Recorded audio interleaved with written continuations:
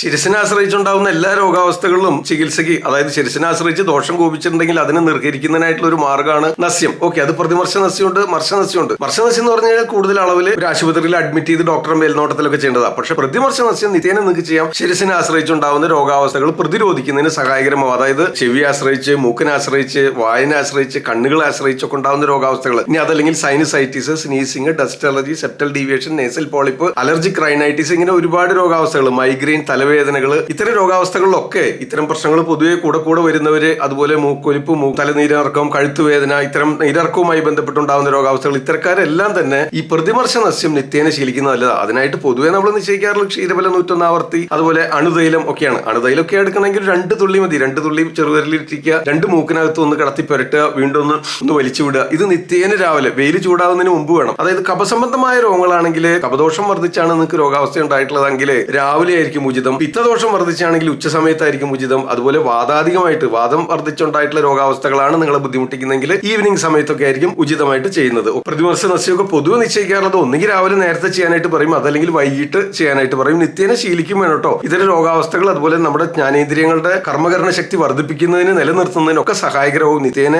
ഈ പ്രതിമർശ നസ്യം ശീലിക്കുന്നത്. ഓക്കെ, അതുപോലെ നമ്മൾ തലക്കെണ്ണ വെക്കുന്ന തൈലം ഉണ്ടല്ലോ, ആ തൈലം കുറച്ച് കൂടുതലായിട്ട് എടുത്തിട്ട് നമ്മുടെ 2 ചെവിക്കകത്തും പുരട്ടുന്നത്, ഇങ്ങനെ ജസ്റ്റ് ഉള്ളം കയ്യിൽ ഒഴിക്കുന്നു, നമ്മൾ ചെവി പിന്നയിൽ ഇങ്ങനെ പുരട്ടി കൊടുക്കുക. ഇത് നമ്മുടെ വാദത്തിന്റെ സ്ഥാനമാണ്. ശ്രോത്രേന്ദ്രിയം എന്ന് പറഞ്ഞ വാദത്തിന്റെ സ്ഥാനമാണ്. അപ്പോൾ വാദസംബന്ധമായ പല രോഗാവസ്ഥകൾ, ഇനി പ്രായാധിക്യത്തിൽ ഒരു 50 കഴിയുമ്പോൾ അല്ലെങ്കിൽ 60 കഴിയുമ്പോൾ നിങ്ങൾക്ക് യൂസ്റ്റേഷ്യൻ ട്യൂബ് ഇംബാലൻസ്, അതല്ലെങ്കിൽ ടിനിറ്റസ് എന്ന് വിളിക്കുന്ന ചെവി മൂളൽ പോലത്തെ രോഗാവസ്ഥകൾ, ഇതൊക്കെ വാദസംബന്ധമായ രോഗങ്ങൾ. അപ്പൊ ഈ വാദത്തെ നിയന്ത്രിച്ചു നിർത്തുന്നതിന് ചെറുപ്പത്തിലെ വളരെ കാലം നിത്യേന ശീലിക്കേണ്ട സംഗതി കേട്ടോ. അതിനായിട്ട് മറ്റൊരു എണ്ണ നിശ്ചയിക്കണമെന്നില്ല. ശിരസിലിടുന്ന, നെറുകയിലിടുന്ന എണ്ണ തന്നെ നമുക്ക് കുറച്ച് അളവിൽ ഉള്ളം കയ്യിൽ എടുക്കുക, 2 ചെവിക്കകത്തും പുരട്ടി കൊടുക്കുക. ചെവിയിൽ ഇറ്റിക്കണമെന്നില്ല എന്നർത്ഥം, ആ പിന്നയിൽ പുരട്ടാണ് വേണ്ടത്. ഇത് നിത്യേന ശീലിക്കുന്നതും ഇത്തരം ടിനിറ്റസോ അതല്ലെങ്കിൽ യൂസ്റ്റേഷ്യൻ ട്യൂബ് ഇംബാലൻസ് പോലത്തെ രോഗാവസ്ഥകൾ പ്രായാധിക്യത്തിൽ വരാതിരിക്കുന്നത്, അതിനെ പ്രതിരോധിക്കുന്നതിന് സഹായകരമാവും നിത്യേന ശീലിക്കുന്നതിന് കേട്ടോ. അത് വന്നു കഴിഞ്ഞിട്ട് ഇത് മാത്രം ചെയ്തുകൊണ്ടാവില്ല. ഒരു ഡോക്ടറുടെ കൺസൾട്ടേഷന് ശേഷം ഉള്ളിൽ കഷായങ്ങൾ, തൈലങ്ങൾ ഒക്കെ നിശ്ചയിക്കേണ്ടതായിട്ട് വരും. ആ രീതിയിൽ അതിനിപ്പോ പൊതുവെ വജാലശ്വനാദി തൈലമൊക്കെ നിശ്ചയിക്കാറുണ്ട്. ചെവിക്കകത്തുണ്ടാവുന്ന രോഗാവസ്ഥകൾ പൊതുവെ ഉപയോഗിച്ചു വരുന്ന തൈലങ്ങളാണ് വജാലശ്വനാദി തൈലം, വജാതി തൈലം, ക്ഷാര തൈലമൊക്കെ. ഇതൊക്കെ ചെവിയിൽ ഇറ്റിക്കാറുണ്ട്. അതുവഴി ഇൻഫെക്ഷനോ മറ്റു പ്രശ്നങ്ങളോ ഒന്നും ഉണ്ടാവില്ല, ധൈര്യമായിട്ട് ഇറ്റിക്കാം. നമ്മൾ കൺസൾട്ടേഷൻ സമയത്ത് പ്രിസ്ക്രൈബ് ചെയ്യാറുള്ള സംഗതി തന്നെയാണ് ഈ പറയുന്നത്. അതുപോലെ നമുക്ക് വായ്ക്കകത്തുണ്ടാകുന്ന പല രോഗാവസ്ഥകളും കബളം, ടൊമറ്റൈറ്റിസ് ഒക്കെ ഉണ്ടാവുക, വായ്പുണ്ണൊക്കെ ഉണ്ടാവുന്നു. അപ്പൊ അതുകൊണ്ട് ഘൃതയോഗങ്ങൾ, തൈലയോഗങ്ങളൊക്കെ, കബളം, ഗണ്ടൂഷം എന്നൊക്കെ പറയുന്നത്. കബളം എന്ന് പറഞ്ഞു കഴിഞ്ഞാൽ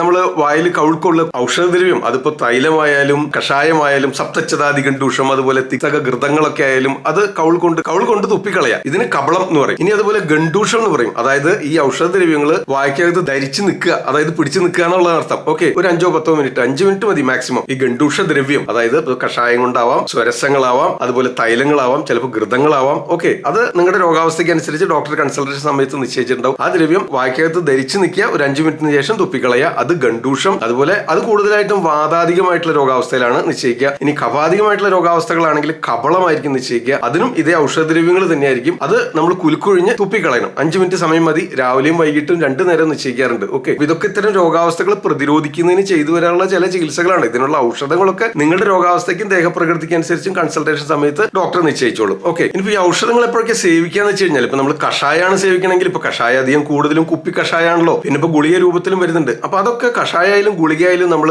അതായത് ആഹാരകാലം എന്ന് പറഞ്ഞു കഴിഞ്ഞാൽ 3 നേരം, കാലത്തും ഉച്ചയ്ക്കും രാത്രിയും ഭക്ഷണം കഴിക്കുന്നുണ്ടല്ലോ, അതിന് മുൻപും അല്ലെങ്കിൽ ശേഷം, അങ്ങനെ ഒരു 6 കാലം നിശ്ചയിക്കുകയാണെങ്കിൽ, ആ ഭക്ഷണത്തിന് മുമ്പാണെങ്കിൽ ഭക്ഷണം കഴിക്കുന്നതിന് ഒരു അരമണിക്കൂർ മുമ്പ് കഴിക്കാം. ഇപ്പൊ കഷായാണ് എടുക്കണമെന്നുണ്ടെങ്കിൽ ആ കുപ്പി കുലുക്കി എടുത്തിട്ട് ഒരു 15 മില്ലി കഷായം കൃത്യമായിട്ട് അളന്നെടുക്കണം കേട്ടോ, ഒരു ഔൺസ് ഗ്ലാസ്സിൽ. അതിലേക്ക് അതിന്റെ 4 ഇരട്ടി തിളപ്പിച്ച് ചൂടുള്ള വെള്ളം, 60 മില്ലി ചൂടുള്ള വെള്ളം ചേർത്ത് ഇളക്കിയിട്ട്, പിന്നെ അതിലേക്ക് എന്തെങ്കിലും ചൂർണങ്ങളോ ഗുളികകളോ മേമ്പൊടി പറഞ്ഞിട്ടുണ്ടെങ്കിൽ അതും കൂടെ പൊടിച്ച് ചേർത്തിട്ട് രാവിലെ ഭക്ഷണത്തിന് അരമണിക്കൂർ മുമ്പ് കഴിക്കാം. അതുപോലെ ഉച്ചയ്ക്ക് നിശ്ചയിച്ചിട്ടുണ്ടെങ്കിൽ ഉച്ചഭക്ഷണത്തിന് അരമണിക്കൂർ മുൻപായിട്ട് കഴിക്കാം. രാത്രിയിലും നിശ്ചയിച്ചിട്ടുണ്ടെങ്കിൽ രാത്രി ഭക്ഷണത്തിന് അരമണിക്കൂർ മുമ്പ് കഴിക്കാം. ഇനി ഭക്ഷണ ശേഷം നിശ്ചയിച്ചിട്ടുണ്ടെങ്കിൽ ഭക്ഷണം കഴിച്ച് അരമണിക്കൂറിന് ശേഷം ഇതുപോലെ ഔഷധങ്ങൾ സേവിക്കാവുന്നതാണ്. ഇനിയിപ്പോ കഷായത്തിന് പകരം കഷായ ഗുളികളാണെങ്കിൽ പൊതുവെ 2 ഗുളിയായിരിക്കും നിശ്ചയിച്ചിട്ടുണ്ടാവുക. അത് പൊടിക്കോ അരക്കോ ഒന്നും വേണ്ട, നിങ്ങൾ ചൂടുവെള്ളത്തിൽ അങ്ങോട്ട് വിഴുങ്ങുക. ഭക്ഷണം കഴിക്കുന്നതിന് അരമണിക്കൂർ മുൻപ്, ഭക്ഷണ ശേഷമാണ് നിശ്ചയിച്ചിട്ടുണ്ടെങ്കിൽ ഭക്ഷണം കഴിച്ച് അരമണിക്കൂറിന് ശേഷം. ഇനി അരിഷ്ടങ്ങളാണ് പൊതുവെ നിശ്ചയിക്കണമെങ്കിൽ, അരിഷ്ടങ്ങൾ കൂടുതലും ഉച്ചയ്ക്കും രാത്രിയും ഭക്ഷണശേഷമാണ് വൈദ്യമടൊക്കെ നിശ്ചയിക്കാറുള്ളത്. അപ്പൊ അത് ഉച്ചഭക്ഷണ ശേഷം 30 മില്ലിയോ 50 മില്ലിയോ ഒക്കെ പറഞ്ഞിട്ടുണ്ടാവും. അത് ഉച്ചയ്ക്ക് ഭക്ഷണശേഷം. രാവിലെ പൊതുവെ നിശ്ചയിക്കാറുള്ള അരിഷ്ടങ്ങൾ ഉച്ചഭക്ഷണ ശേഷം 30 മില്ലി ആണെങ്കിൽ 30 മില്ലി, 25 മില്ലിയോ 50 മില്ലിയോ ആ നിശ്ചയിച്ചിട്ടുള്ള അളവ് ഭക്ഷണശേഷം കഴിക്കാം. അത് ഉച്ചഭക്ഷണ ശേഷം കഴിക്കാം, അതല്ലെങ്കിൽ രാത്രി ഭക്ഷണ ശേഷം കഴിക്കാം. ചില സമയങ്ങളിൽ ഡോക്ടർ നിർദ്ദേശാനുസരിച്ച് രാവിലത്തെ സമയം കഴിക്കാനായിട്ട് നിശ്ചയിച്ചിട്ടുണ്ടെങ്കിൽ രാവിലെ നിങ്ങൾക്ക് കഴിക്കാവുന്നതാണ് കേട്ടോ. ഓക്കെ, ഇനി ചില സമയത്തൊക്കെ നമുക്ക് ഭക്ഷണത്തിന് മുൻപ് കഴിക്കാനായിട്ട് നിർദ്ദേശിക്കാറുണ്ട്. അപ്പൊ എങ്ങനെയാ വേണ്ടത് വെച്ച് കഴിഞ്ഞാൽ, ഒട്ടും സമയം കളയരുത്, ഭക്ഷണമൊക്കെ റെഡിയാക്കി തയ്യാറാക്കി വെച്ചതിന് ശേഷം അരിഷ്ടങ്ങളാകുമ്പോൾ നമ്മളത് കഴിച്ച് തൊട്ട് പുറകെ ഭക്ഷണം കഴിക്കാനായിട്ട് ശ്രദ്ധിക്കണം. ഗ്യാപ്പ് കൊടുക്കേണ്ടതില്ല. കഷായം കഴിക്കുമ്പോൾ നമുക്ക് ഒരു അരമണിക്കൂറിന് ശേഷമാണ് ഭക്ഷണം കഴിക്കാനായിട്ട് നിർദ്ദേശിക്കുക. അരിഷ്ടം സേവിക്കുന്നു, അതിന്റെ പുറകെ ഭക്ഷണം കഴിക്കും. ഓക്കെ, ഇനി ചില ചൂർണ്ണ യോഗങ്ങളൊക്കെ പ്രാതലിന് മധ്യേ എന്നൊക്കെ നിശ്ചയിക്കാറുണ്ട്. അപ്പൊ എങ്ങനെയാണെന്ന് വെച്ചാൽ ഉദാഹരണത്തിന് നമ്മൾ 2 ഇഡ്ഡലി കഴിക്കുന്നുണ്ടെങ്കിൽ 1 ഇഡ്ഡലി കഴിച്ചതിന് ശേഷം ആ ഔഷധം സേവിച്ചിട്ട് പിന്നെ ബാക്കി അടുത്ത ഇഡ്ഡലി കഴിക്കുക. അതാണ് പ്രാതലിന് മധ്യം നിശ്ചയിക്കുക. ഓക്കെ, പിന്നെ ചൂർണ്ണങ്ങൾ നമ്മൾ വയറ്റിനകത്തൊക്കെ വായുവിന്റെ പ്രശ്നങ്ങളോ അതല്ലെങ്കിൽ കഫസംബന്ധമായ പ്രശ്നങ്ങളോ, ശോധന കുറവ്, കോൺസ്റ്റിപ്പേഷൻ, പൊതുവെ എന്ത് രോഗാവസ്ഥകളിലും നമുക്ക് നീർക്കെട്ടുണ്ടാവും, ആമാവസ്ഥ ഉണ്ടാവും. അപ്പൊ ആ നീർക്കെട്ടിനെയും ആമാവസ്ഥയും ഇളക്കി വയറ്റിലേക്ക് കൊണ്ടുവരുന്നു. എന്നിട്ട് അതിനെ ഇളക്കി കളയുന്നതിനായിട്ട് ചൂർണ്ണ യോഗങ്ങൾ, കഷായ യോഗങ്ങൾ, തൈല യോഗങ്ങളൊക്കെ നിശ്ചയിക്കാറുണ്ട് ശോധന വരുത്തുന്നതിനായിട്ട്. ഇത് വെറും ശോധന വരുത്തുന്നതിന് മാത്രമല്ല, സത്യത്തിൽ നിങ്ങൾ മനസ്സിലാക്കിയിരിക്കണം, നമ്മുടെ ആ ദോഷത്തെ ഇളക്കി ആമാശയത്തില് വയറിനകത്ത് കൊണ്ടുവന്നിട്ട് അത് ഇളക്കി കളയാൻ വേണ്ടിയാണ്. അപ്പൊ അത് കഴിക്കാതിരിക്കരുത്. അപ്പൊ അത് കഴിക്കാനായിട്ട് നിശ്ചയിക്കും സമയം പൊതുവെ ആ പറഞ്ഞ അളവിലുള്ള ചൂർണം